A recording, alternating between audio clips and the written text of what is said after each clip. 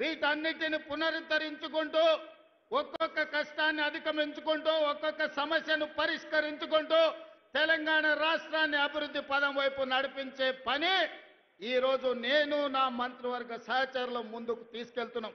కష్టాలు వచ్చినాయి, ఒడిదుడుకులు వచ్చినాయి, అయినా నిటారుగా నిలబడి తట్టుకొని వాటన్నిటిని అధిగమించుకుంటూ ముందుకు వెళ్తున్నాం.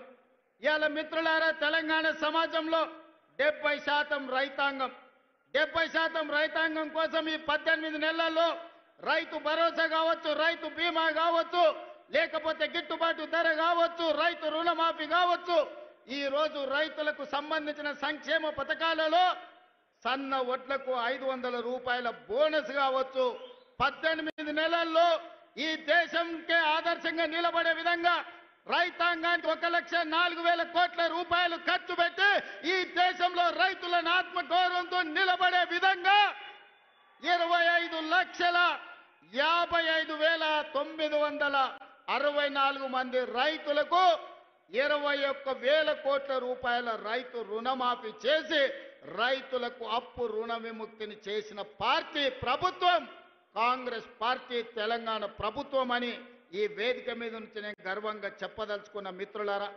ఆనాడు మీకందరికీ తెలుసు, తెలంగాణ రాష్ట్రంలో రైతులు వరి వేస్తే వరి కొనుగోలు చేయక ఐకేపీ కేంద్రాలను మూత వేసి ఆనాటి ముఖ్యమంత్రి ఒక మాట అన్నాడు, ఎవరైనా రైతు వరి వేసుకుంటే మీరు ఉరి వేసుకున్నట్టే, నాకు సంబంధం లేదు, రాష్ట్ర ప్రభుత్వం వరి కొనుగోలు చెయ్యదు అని ఆనాటి ముఖ్యమంత్రి గారు చెప్పారు.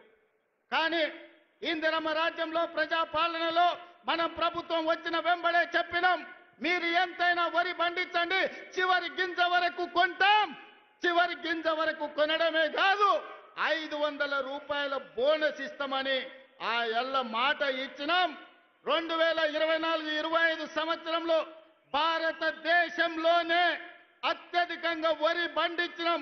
ఎంతయ్యా అంటే 2,80,00,000 మెట్రిక్ టన్నుల వరి ధాన్యాన్ని ఉత్పత్తి చేసి ఈ దేశానికి ఆదర్శంగా నెంబర్ 1 స్థానంలో నిలబడ్డ రాష్ట్రం తెలంగాణ రాష్ట్రం.